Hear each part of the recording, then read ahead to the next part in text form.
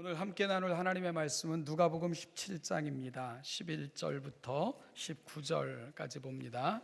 누가복음 17장 11절부터 19절 말씀을 우리 교독하는 방법으로 같이 읽겠습니다.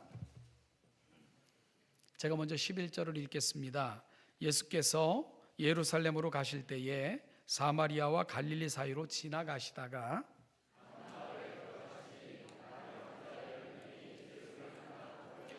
소리를 높여 이르되 예수 선생이여 우리를 불쌍히 여기소서 하거늘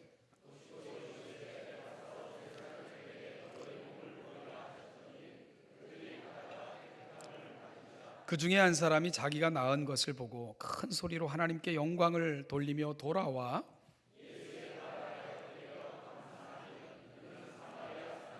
예수께서 대답하여 이르시되 10사람이 다 깨끗함을 받지 아니하였느냐? 그 9은 어디 있느냐?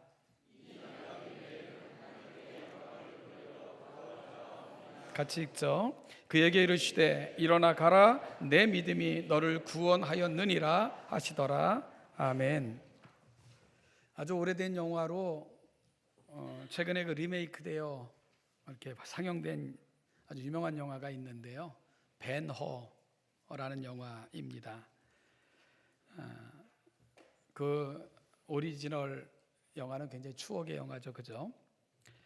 그 오리지널, 그러니까 오래전에 개봉되어졌던 그 영화를 보면 리메이크된 건 많이 그 내용이 바뀌었더라고요.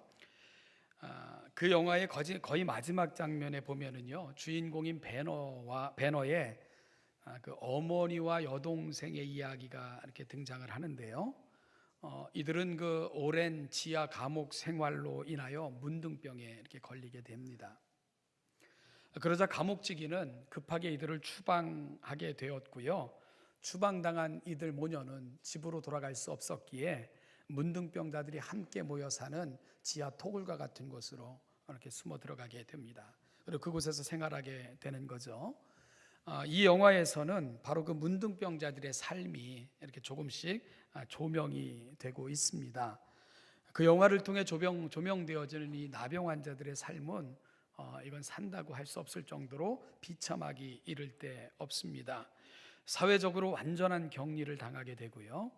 그들만의 거주지에서 이렇게 사회적으로 공급되어 배달되는 음식이나 혹은 일가 친척들이 그곳에 자기들의 가족이 나병 환자촌에서 그 지하 감옥에서 지하 토굴에서 이렇게 숨어 지내는 것을 알면 몰래 음식을 이렇게 놔두고 가면 아무도 보지 않는 시간에 몰래 음식을 가지고 들어가서는 또 자기들의 거쳐 그 토굴 속으로 숨어 들어가서 이렇게 음식을 먹고 하는 그들의 비참한 삶들이 소개되어지고 있습니다. 음식을 가져다 주는 사람들도요, 직접 갖다 주는 게 아니라 그들은 거의 골짜기에 머물고 있었기에 위에서 줄로 달아 내리거나 아니면 멀찌감치 음식을 두고 떠납니다. 그러면은 몰래 나와가지고 그 음식을 가져다가 처수로 가서 먹는 이러한 식으로 삶을 연명하는 것이 나병 환자들의 모습으로 그 영화에서는 그려지고 있습니다. 우리가 성경에서도 보면은요, 이 나병 환자들은 일반인들과 함께 어울려서 살 수 없었고요.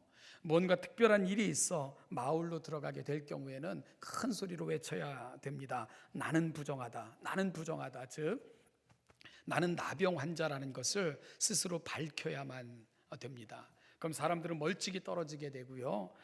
혹은 그 못된 사람들은 나병 환자가 자기들의 마을에 들어오면은 돌을 던지기도 하고 욕하면서 저주하고 때려 죽이기도 했던 것이 그 당시 나병 환자들이 처해 있었던 아주 그 가슴 아픈 현실이었습니다.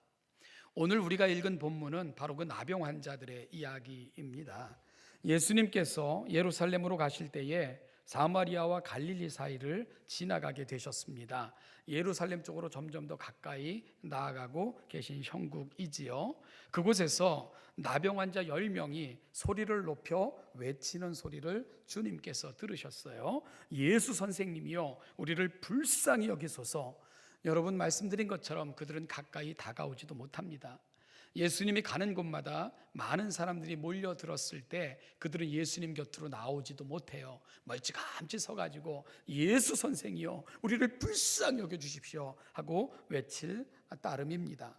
그런데요, 그 외침 하나만 가지고도 우리 주님의 발걸음을 멈추게 하기에 충분했죠. 예수님께서는 그들의 소리가 나는 곳을 향하여 그 몸을 돌리시고 그들을 바라봤기 때문에 그렇습니다.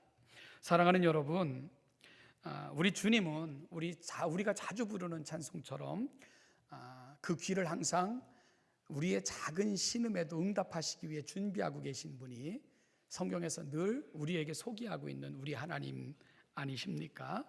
우리를 향해 그 안테나를 고정하시고 늘 주파수를 맞추시고 우리의 소리에 귀를 기울이시는 그분이 바로 우리 하나님이시고, 그리고 독생자까지 이 땅에 보내주신 우리의 하나님이십니다.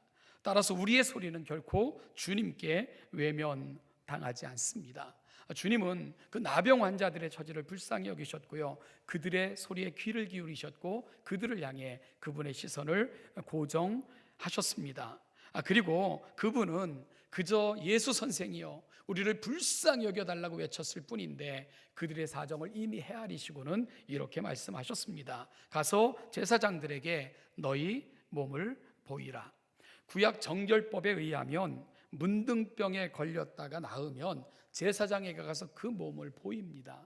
그러면 그 몸이 회복됐다는 것을 제사장들이 확증하는 증서를 줘요. 그래야지만 그들의 공동체의 삶 속으로 들어갈 수 있었지요. 아마 질병으로부터 보호하시려는 특별한 섭리였을 것입니다.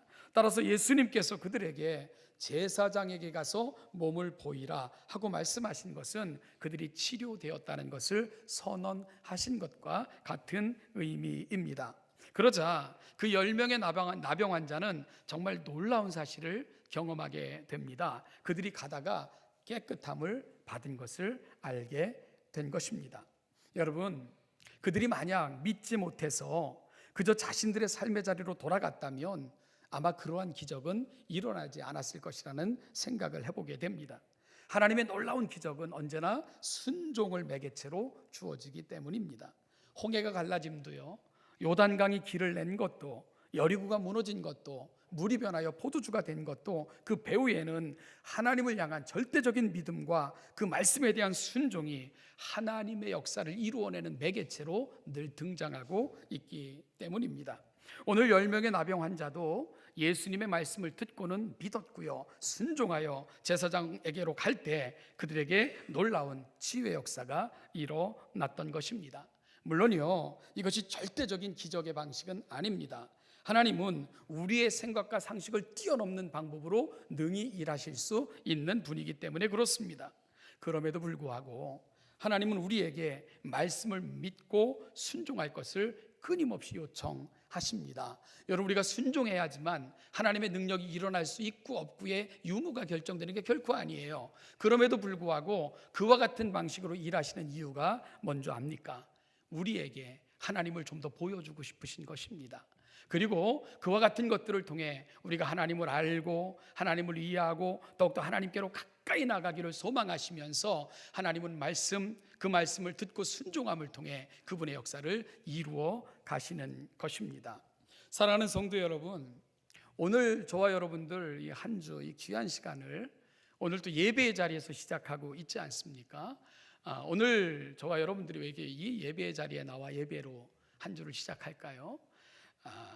이유가 하나님은 살아계시며 여전히 일하시고 그 놀라운 섭리 가운데 우리 인생을 통치하시는 분임에 대한 분명한 믿음이 있으시기에 오늘 이 아침 예배로 한 주간을 시작하실 줄로 믿습니다. 그렇죠? 여러분, 그렇다면 우리가 하나님 온 우주 만물을 창조하셨고 지금도 지혜로 통치하시고 능력으로 우리 인생을 붙드시는 지금도 일하시는 하나님이라는 고백이 있다면 마땅하고 당연한 것이 뭘까요? 하나님을 하나님으로 인정해 드리는 게 당연하지 않겠습니까? 그리고 그 하나님이 말씀하신 거라면 우리가 경청하고 그 말씀 앞에 경외함으로 나아가는 것이 너무 마땅하고 지극히 당연하지 않겠습니까? 그리고 온 우주 만물의 주인 되시고 우리 인생의 주관자가 되시는 분이 하나님이시라는 고백이 있다면, 그 하나님께서 우리에게 들려주시는 것, 요청하시는 것, 요구하시는 것, 원하시는 것에 대해서 순종하는 것, 이게 마땅하지 않겠습니까? 하나님은 우리와의 관계를 원하시는 것입니다. 그것이 바로 말씀에 대한 순종으로 드러나는 거죠. 그럴 때 하나님께서는 아버지 되심으로 우리의 순종을 통해 그분의 놀라운 역사를 이 땅에 펼쳐 나가시는 것입니다. 오늘 10명의 나병 환자들이 고침을 받은 것, 여러분, 그들은 예수님의 말씀에 순종하여 제사장에게 가던 길에서 되어진 것임을 우리가 확인하시면서 이 한 주간 우리들의 모든 삶의 자리가 바로 말씀에 의지하여 제사장께로 가던 나병 환자들과 같은 믿음의 발걸음들로 이 한 주간을 순종하며 살아내시는 우리 신원예담교회 모든 성도들 다 되시기를 주님의 이름으로 축원합니다. 여러분, 이어지는 본문은 10명의 나병 환자 중 한 명에게로 포커스가 이동하고 있습니다. 17절 말씀을 보면 나음을 받은 나병 환자는 10명 모두였음을 알 수 있습니다. 그런데 예수님께로 돌아와 감사한 사람은 그 10명 중에 몇 명입니까? 오직 한 사람뿐이었습니다. 그것도 돌아와 감사한 그 한 사람도요, 18절을 보면 이방인이라 불려지고 있고요, 그렇게 취급받던 사마리아인으로 특별히 언급되고 있는 것도 우리가 본문을 통해 확인할 수 있습니다. 여러분, 그러면 나머지 9명은 누구입니까? 유대인들이겠죠, 그죠? 특별히 한 사람을 이방인이라고 분류하여 언급하는 것을 보면 나머지 9은 유대인들이라는 것을 알게 됩니다. 그런데 그들은 단 한 사람도 예수님께 나오지 않았습니다. 예수님께서는 아쉬워하시면서 이렇게 말씀하셨어요. 이 이방인 외에는 하나님께 영광을 돌리러 돌아온 자가 없느냐? 이렇게 물어보셨습니다. 예수님께서 인사를 받고 싶으신 걸까요? 여러분, 그렇다면 어찌 내가 병을 고쳐 주었거늘 내게 나와 감사하다고 인사한 사람이 어찌 너뿐이냐, 이러는 게 맞지 않겠어요? 그런데 예수님은 왜 내게 나와 감사하지 않느냐가 아니라 왜 하나님께 영광 돌리지 않느냐 하는 것에 대해서 아쉬움을 표현하고 있는 것을 우리가 읽게 됩니다. 그러면서 사마리아 사람에게는 네 믿음이 너를 구원하였느니라 하고 선언하셨습니다. 여러분, 이것이 우리가 함께 읽은 교독한 본문이 갖고 있는 대략적인 스토리입니다. 이 본문들을 통해서 우리는 중요한 좀 신학적인 질문과 그에 대한 답을 좀 찾아가고자 합니다. 먼저 오늘 본문에 등장하는 나병 환자들을 통해 우리가 살아가는 삶의 자리에서 우리는 어떤 자들이 돼야 될까, 이 부분을 함께 좀 나눠볼까 합니다. 여러분, 나병 환자들, 제가 배너라는 이야기를 통해 이 설교를 시작을 했는데, 이 나병 환자들은 어떤 부류를 대변하는 사람들입니까? 소외되고 외면당하고 모든 것을 박탈당한 채 가장 낮고 천한 자리에서 사람 취급을 받지 못하고 살아가는 가장 낮은 사람들, 이들을 대변하는 사람들이 나병 환자들입니다. 그들은요, 가족들에게조차 버림을 받고 정상적인 사회인으로 살아갈 수 없는 바로 이들이 바로 나병 환자들입니다. 모두에게 외면당하고 살아가는 사람들. 그런데 주님은 그들을 결코 외면하지 않으셨습니다. 기꺼이 그들을 치료하셔서 온전한 삶의 자리로 돌려 보내셨습니다. 이것은 주님께서 처음 공생애를 시작하시면서 하셨던 메시아 선언과 맥을 같이 하는 것을 알게 되는데요, 누가복음 4장 18절부터 19절에서 주님은 이사야 선지자의 말을 인용하면서 당신이 이 세상에 오신 이유, 즉 메시아 선언을 이렇게 하셨습니다. 주의 성령이 내게 임하셨으니 이는 가난한 자에게 복음을 전하게 하시려고 내게 기름을 부으시고 나를 보내사 포로된 자에게 자유를, 눈먼 자에게 다시 보게 함을 전파하며 눌린 자를 자유롭게 하고 주의 은혜를 전파하게 하려 하심이라 하였더라. 메시아 선언입니다. 공생애를 시작하시면서 당신이 온 이유, 사역을 이렇게 소개하고 계신 것입니다. 오늘 주님께서 특별히 언급하고 계신 가난한 자는 사회적으로 소외된 자들을 말합니다. 포로된 자는 악한 자에게 사로잡힌 자들을 말하며, 눈먼 자는 육신의 소경뿐만이 아니라 영적인 소경까지 함께 일컫는 말입니다. 그리고 눌린 자는 억압당한 자들, 정치적인 핍박, 또 어떤 체계적인 그런 어떤 핍박의 그런 어떤 지위에 눌린 이런 사람들을 말합니다.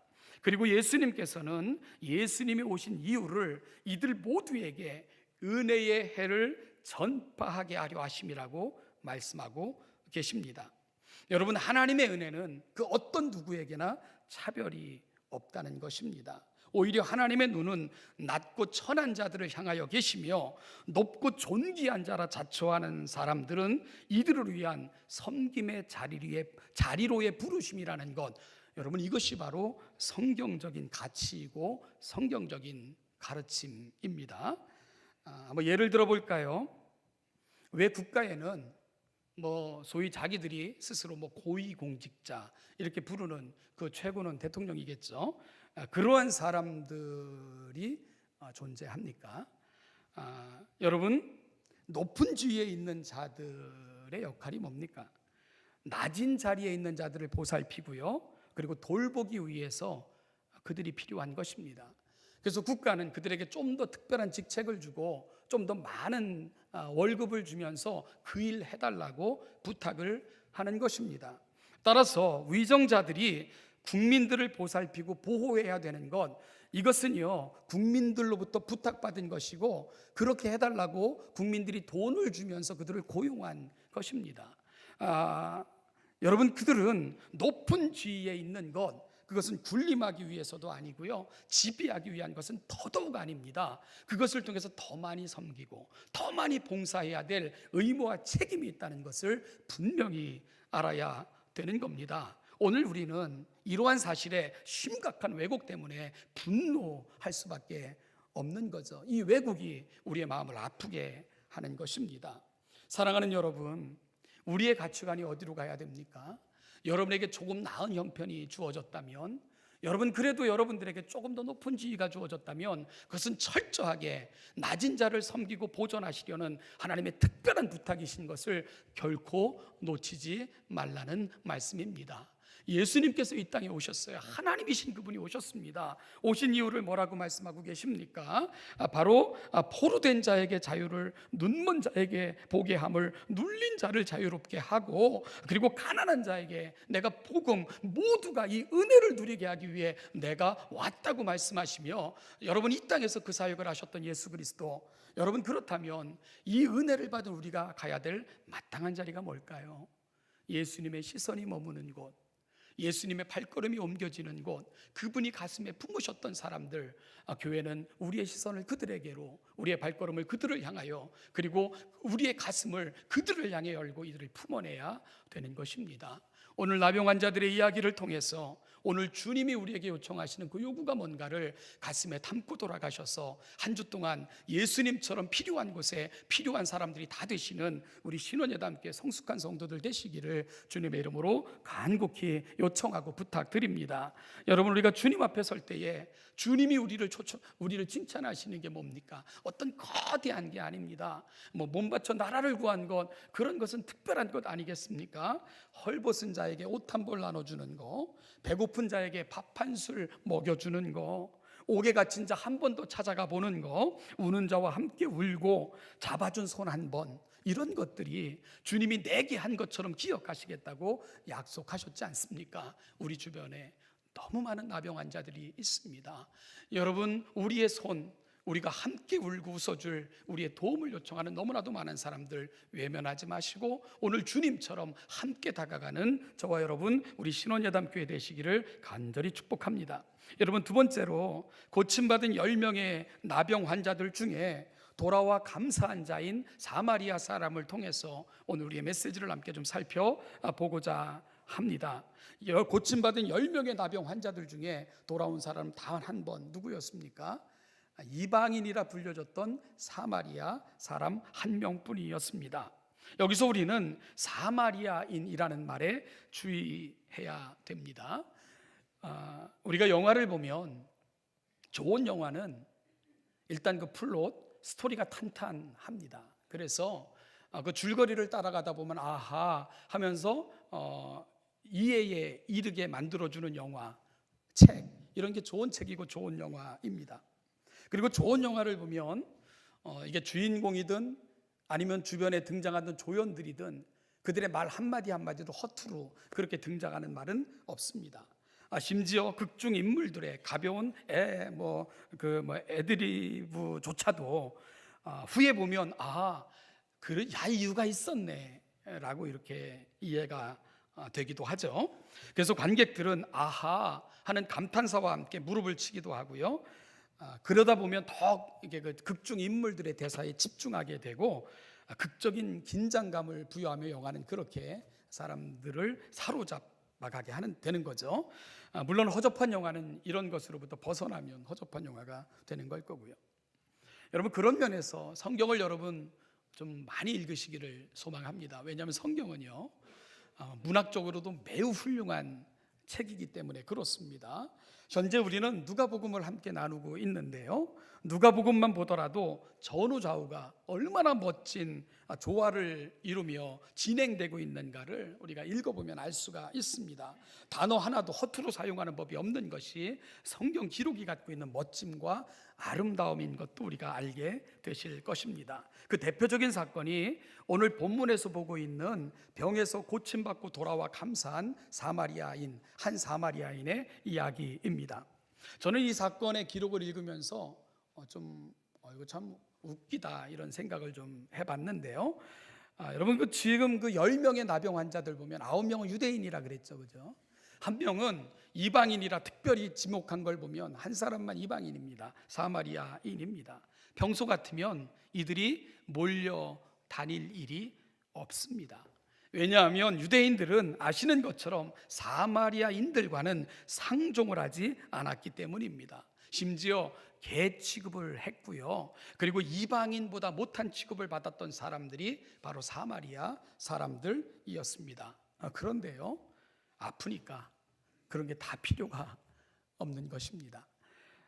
천형이라 알려진 나병에 걸리고 나니까요, 인간의 존엄성이라고는 다 사라진 상태가 되고 나니까 역설적이게도 진정한 인간이 누군가를 이해하게 되고 보게 된 것입니다. 여러분, 오늘 몰려다니는 10명의 나병 환자, 거기엔 이방인도 있고 유대인들도 있습니다. 어찌 보면 이것이 역설이에요. 궁극적으로 하나님께서 이루실 나라의 모습이 나병 환자들의 모습 속에, 그 시대 속에 있었다는 사실입니다. 진실이 뭐죠? 인생은요 다 거기서 거기라는 겁니다. 누구는 좀 더 고상한 척하는 것뿐이지요. 그리고 누구는 조금 더 비열해 보이는 것뿐이지, 누구는 들켜도 무마할 수 있는 권세를 가진 것뿐이고, 누구는 들키면 작살나는 차이가 있는 것뿐이지, 사람은 다 거기서 거기라는 겁니다. 그래서 별 볼 일 없는 나와 아무것도 아닌 너, 어찌 보면 이것이 인간의 기본적인 전제이고 인간의 기본적인 이해일지도 모릅니다. 하박국은 세상에 있는 모든 사람들을 살펴보고 내린 결론이 뭡니까? 의인은 없나니 하나도 없도다. 하나님의 기준으로 볼 때 하나님의 기준에 도달해서 그 의의를 주장할 인간은 이 세상에 단 한 명도 없다는 고백입니다. 그래서요, 여러분, 이 세상에서 가장 한심하고 미련한 인생이 어떤 사람인 줄 압니까? 얼마 전에 민중은 다 개와 돼지와 같다, 우리나라도 신분제가 있었으면 좋겠다, 이런 막말을 했던, 그것도 교육 정책을 기획하는 인간의 입에서 그런 소리가 나와가지고 분노했던 적이 있죠. 진짜 개와 같은 인간이 그런 소리를 할 수 있는 겁니다. 여러분, 성경적으로 하나님의 눈으로 우리를 바라보면 우리는 모두가 하나님 앞에 그저 은혜만 필요한 종류의 사람들이라는 것, 이 고백에 우리는 이를 수밖에 없다는 것입니다. 오늘 이 나병 환자의 모습을 통해서 우리가 살필 수 있는 우리에게 필요한 것이 뭔가, 바로 그 지점에서 우리는 나병 환자의 이야기를 접근할 수 있게 되는 겁니다. 여러분, 나병 환자의 그 작은 음성에도 귀를 기울이셨던 주님, 여러분, 주님에게 있어서는 존귀함의 차이가 뭡니까? 모든 인간은 하나님의 은혜를 필요한다는 그 주님의 인식, 그것이 바로 어찌 보면 오늘 우리가 가슴에 담아내야 될 하나님의 사람들의 고백으로 가 있어야 된다는 것입니다. 그래서 교회는요, 낮은 자나 높은 자나 누구든지 와서 주의 은혜의 자리에 나아갈 수 있고요, 그리고 서로가 서로에게 은혜가 되어줘야 되고, 서로가 서로에게 하나님의 거룩한 은혜를 실현하려는 통로들로 그 복을 나누어주는 사람들이 돼야 됩니다. 오늘 이야기를 통해 우리는 그 사실을 확인할 수 있는 거예요. 자, 그러면 이러한 사실과 고침받고 돌아온 사마리아인의 이야기는 어떤 관계가 있을까요? 누가는 이 사건을 기록하면서 우리에게 전해주고자 하는 메시지는 과연 뭘까요? 여러분, 가치에 관한 이야기입니다. 무엇이 진정으로 가치 있는가에 관한 복선을 오늘 누가의 기록을 통해서 우리는 읽어낼 수 있어야 됩니다. 오늘 본문을 보면 고침받은 사람은 10명의 나병 환자들입니다. 모두가 치유를 원했고요, 예수를 부르면서 불쌍히 여겨달라고 이야기했을 때 그들은 나음을 입었기 때문입니다. 그런데 고침을 받고 나와 감사한 사람은 오직 사마리아인 한 사람뿐이었습니다. 예수님은 매우 아쉬워하셨습니다. 그리고 반문하셨어요. 나머지 9은 어디 있느냐? 여러분, 예수님께서 감사를 받지 못해서 서운해 하신 것 아니겠지요? 물론 아닙니다. 13절을 보면 그 10명의 나병 환자들이 갖고 있었던 예수님에 대한 인식을 우리가 들어볼 수 있습니다. 그들은 예수님을 뭐라고 부르고 있습니까? 예수 선생님이요 라고 부르고 있습니다. 예수님에 대해서 들었을 것입니다. 말씀에 능한 선생이며 그리고 기적을 일으키는 선지자라고 들었을 것입니다. 그래서 그들은 예수 만나면 그들의 병이 치유될 수도 있다는 그런 소망을 안고 예수를 크게 불러 도움을 요청했던 것입니다. 그리고 그들은 그 예수에게 도움을 요청하고는 치유함을 받고는 그들의 자리로 돌아가게 된 것이지요. 여러분, 무엇이 문제입니까? 예수님이 안타까워하셨던 이유가 뭡니까? 9명이요, 육체적 질병으로부터 해방을 받았습니다. 치유를 받은 거예요. 그런데 더 큰 문제가 남아있는 것을 그들은 몰랐던 거죠. 그것이 뭡니까? 구원입니다. 구원. 여러분, 그들은 육신의 질병은 볼 수 있었지만 영혼의 질병을 보지 못하고 있었던 거예요. 그 영혼의 질병. 그러면 이 영혼의 질병을 치유받은 유일한 한 사람이 누굽니까? 바로 돌아온 나병 환자, 바로 사마리아인이었던 것입니다. 그래서 여러분, 오늘 예수님께서는 그 한 사람을 향하여 뭐라고 말씀하십니까? 일어나 가라, 내 믿음이 너를 구원하였느니라. 이게 예수님의 안타까운 지점인 거예요. 여러분, 말씀드렸죠? 성경에서의 기적은요, 하나님을 알고 그분의 은혜 가운데 영구히 거하게 하시려는 하나님의 특별한 초청이라고 말씀을 드렸잖아요. 예수님의 안타까움이 뭡니까? 이 땅에 우리의 죄를 용서하시고 영원한 생명을 이끌기 위해서 그분이 오셨는데, 육체적 질병은 볼 수 있으면서도 영혼의 질병을 보지 못한 채 육신의 질병 치유받은 것 하나 가지고 만족하여 떠난 사람들, 그들을 보며 우리 주님이 그렇게 안타까워 하셨던 것입니다. 여러분, 육체의 질병 치료받는 것 좋죠. 그런데 그것이 다면 문제가 생겨요. 도대체 얼마나 더 살 수 있다는 말입니까? 아픈 데서 우리가 노임을 받았어요. 노임받은 육체를 가지고 우리가 얼마를 더 살 수 있을까요? 중요한 게 뭡니까? 우리가 이 땅을 살아가며 영생을 얻는 자가 되는 것, 우리가 이 땅에서 질병의 치유를 넘어서는 영혼의 질병의 치유, 하나님의 영원한 백성이 되는 것, 이것이 바로 예수님 오신 이유 아닙니까? 그런데 9은 질병 치유받은 것으로 만족하여 지금 영혼의 구원을 위해 오신 그분을 놓쳤다는 거죠. 그분을 외면하고 떠나갔다는 것입니다. 이것이 바로 예수 그리스도께서 보셨던 아픔이었고 답답함을 바로 예수님께서는 말씀하고 계셨던 것입니다. 사랑하는 신원예담교회 성도 여러분, 어찌 보면 우리는 다 나병 환자들 같아요. 다윗이 밧세바를 범한 후 나단이 그에게 찾아왔습니다. 그리고 그의 어리석은 행동을 지적했을 때 다윗은 진정한 자기를 보게 됐어요. 그 전까지만 해도 자기는 모든 것에 다 구비되어 완비되었다고 생각을 했습니다. 그런데 나단 선지자의 말을 듣고는 아하, 내가 나병 환자구나. 그래서 뭐라고 고백합니까? 우슬초로 나를 정결케 하옵소서. 우슬초는요, 나병 환자 위에 그것으로 기름을 뿌리면서 나병 환자가 치유받았다고 선언할 때 썼던 제사장의 도구입니다. 우슬초로 나를 정결케 해달라는 거 무슨 의미입니까? 하나님, 내 영혼의 나병 환자가 납니다. 하나님, 나를 떠나시면 내가 어디서 구원을 얻을 수 있습니까? 그것이 아팠던 거죠. 그래서 다윗은 하나님, 나를 떠나지 말아달라고 눈물로 간구하며 나병 환자와 같은 나를 치유해달라고 고백했던 것입니다. 여러분, 육신적으로 나병 환자가 아니었지만 영혼의 나병 환자, 다윗은 하나님 앞에서 그 자신의 실체를 보고 말았던 것입니다. 오늘 우리가 이 자리에 있을 수 있는 것, 바로 우리의 죄를 용서하시고 이 자리까지 인도하신 예수 그리스도의 은혜 때문일 것입니다. 사랑하는 여러분, 오늘 하나님 앞에 나와 있는 우리들의 모습이 바로 예수님께 돌아와서 영혼의 구원까지 허락받고 돌아갔던 사마리아인들처럼 되시는 저와 여러분들 다 되시기를 주님의 이름으로 축복합니다. 그리고 사마리아 사람이 하나님께 영광을 돌리며 와서 예수께 꿇어 엎드려 절하며 감사했던 것처럼 우리가 남은 생애가 하나님께 영광을 돌려드리고 예수 그리스도의 은혜에 감사하며 감격스럽게 오늘 또 다른 자들에게 은혜의 도구가 되어주시는 우리 귀하고 복된 신원야담께 모든 성도들 되시기를 주님의 이름으로 축복합니다. 기도하겠습니다.